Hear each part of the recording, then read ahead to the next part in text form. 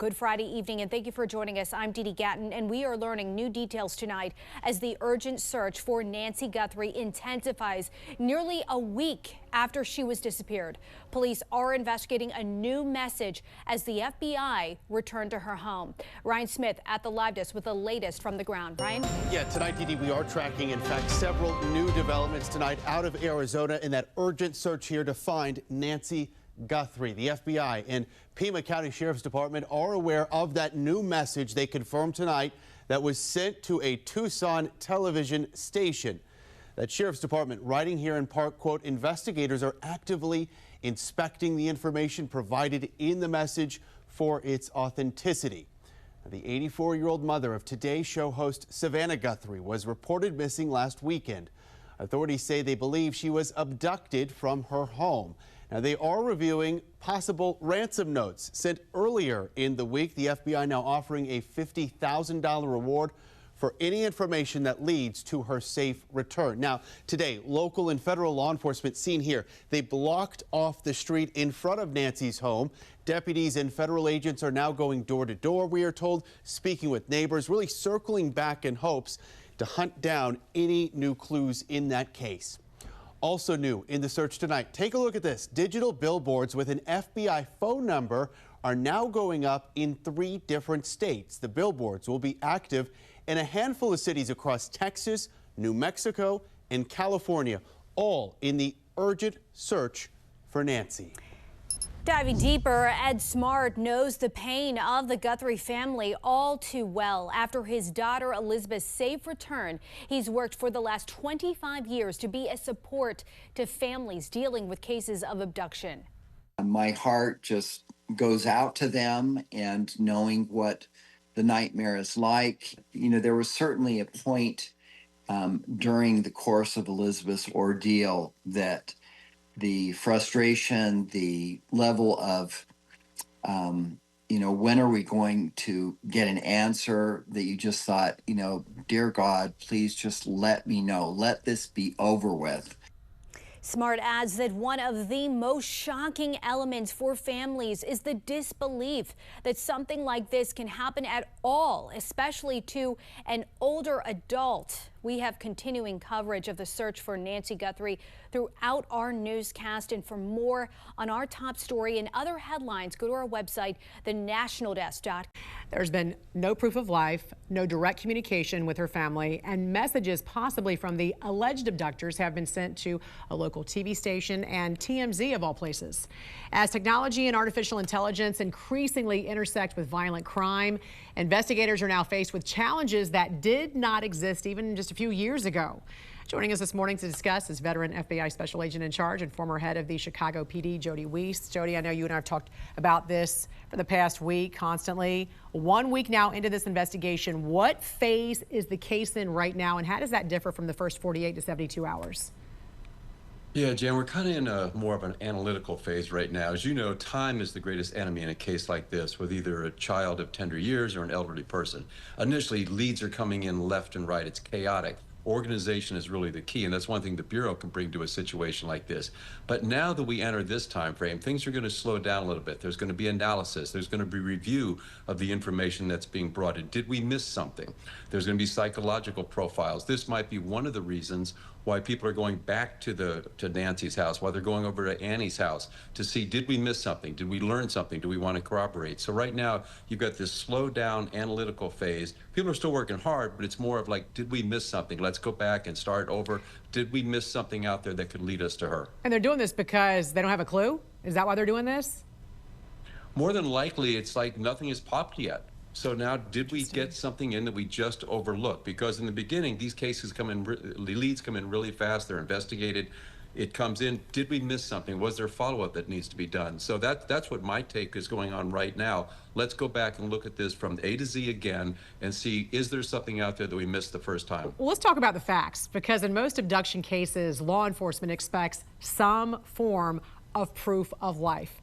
How significant is it that none has been provided here? And internally, how is this now being treated at the FBI? And also, how unusual is it for the abductors to avoid direct communication with family members? Yeah, that's why this case is so unusual, Jan. There is no one in America, I think, prior law enforcement or current, that can say, oh, yeah, I've worked cases like this. It's so unusual. And this is what makes me almost wonder, is this really a kidnapping case? Because without a proof of life, and it'd be so easy for the kidnappers to simply say, give us some information that only Savannah or her family will know. It is not hard. And to demand $6 million with no proof of life is very, very unusual. And then no negotiation, no real communication. It's very, very skeptical to me that something perhaps didn't happen along with this. My fear is that it was a burglary, which happens on a frequent basis, and something happened in there, something bad happened to Nancy Guthrie, and perhaps the body was removed, maybe to preserve evidence, and then somebody, some sick individual, takes advantage of the fact that she's missing and tries to come up with a hoax. I hope I'm totally wrong on this, but I heard Chris Swecker talk about this the other day, and some of my friends, we've been talking about this. So much of this is just so unusual, it doesn't make sense to me. And also, family members are often considered potential suspects early in cases like this, which is very standard procedure. So at what point can family members typically be ruled out? What factors help move that process along, and why haven't we heard they've been ruled out from the FBI? That's a good point, Jan. Oftentimes, every time you look at family members, because they're the ones that had the most interaction with the victim. Why haven't we heard? Maybe it's simplistic as no one really has asked and they haven't clarified that.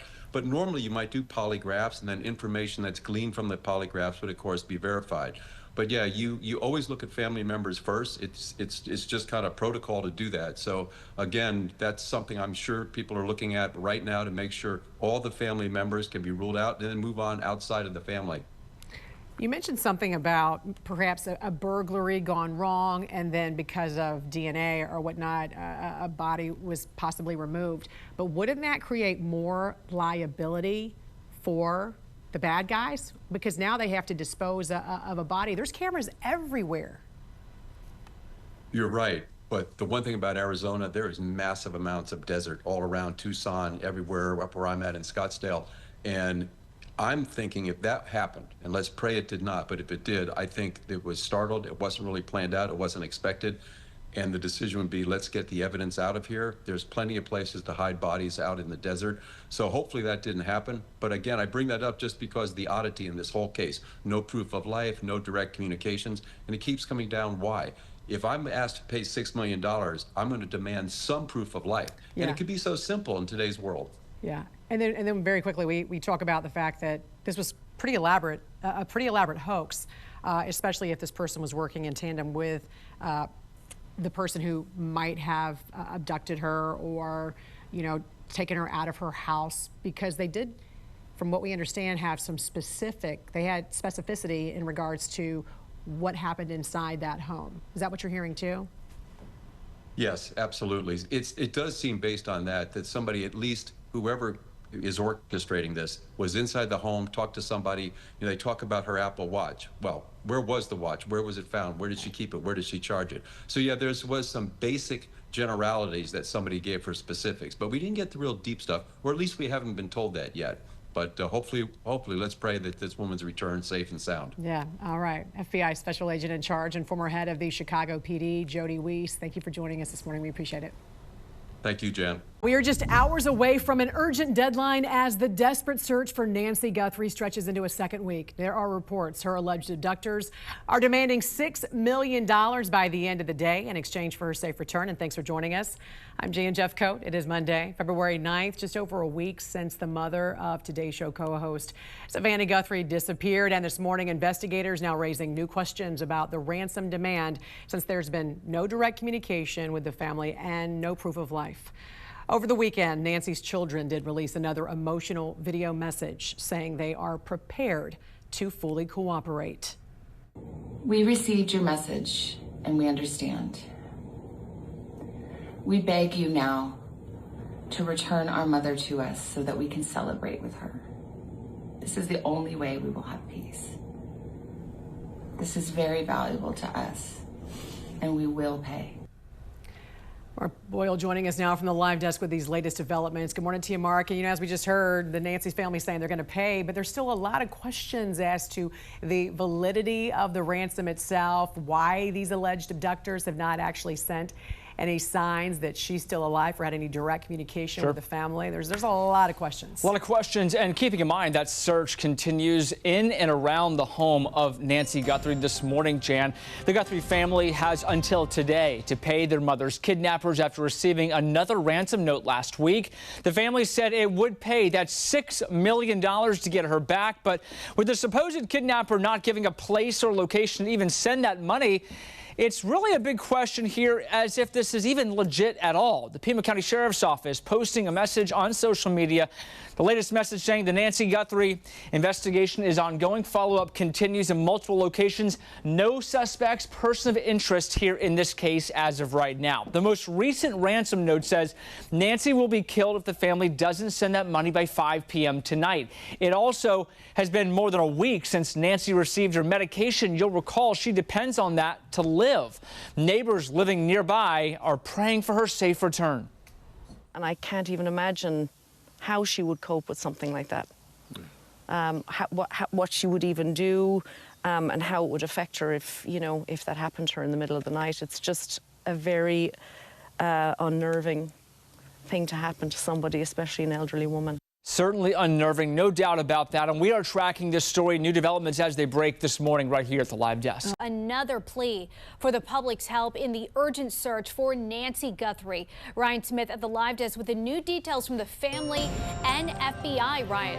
Dee Dee, in this new video just released earlier today, Savannah Guthrie here says her and her family are now at an hour of desperation. This as a purported ransom deadline demanding $6 million in Bitcoin has now officially come and gone. We believe our mom is still out there. We need your help. Law enforcement is working tirelessly around the clock trying to bring her home, trying to find her. She was taken and we don't know where. If you see anything, if you hear anything, if there's anything at all that seems strange to you, that you report to law enforcement. Now, over the weekend, drone footage here showed us investigators searching Nancy Guthrie's property just outside of Tucson, Arizona, even examining a septic tank you see there behind her home. As of today, the Pima County Sheriff saying they are in fact expanding their search and following new leads in the case. No suspect or person of interest has been identified. The FBI now offering a $50,000 reward for information that leads to Nancy Guthrie's safe return. Diving deeper, we are looking at 3 of the largest ransoms ever paid in the U.S. In 1974, Patty Hearst, heiress to the Hearst media fortune, was kidnapped by the Sudanese Liberation Army, which demanded that her family distribute a significant amount of food to needy Californians. Her father ultimately distributed $6 million worth of food, equivalent to nearly $30 million in today's money. In 1953, 6-year-old Bobby Greenlease Jr., the son of a wealthy car dealer, was kidnapped. A ransom of $600,000 was paid, an exorbitant amount at the time, and is equivalent to over $5 million today. The boy was tragically killed before the ransom was paid, but the kidnappers still made off with the money. And in 1975, Samuel Bronfman II, the heir to the Seagram Distillery Company, was released after his father paid a $2.3 million ransom. That is equivalent to over $11 million today. And fast forward to today, we will bring you updates on the search for Nancy Guthrie as soon as they become available. For more on our top story and other headlines, check out thenationaldesk.com.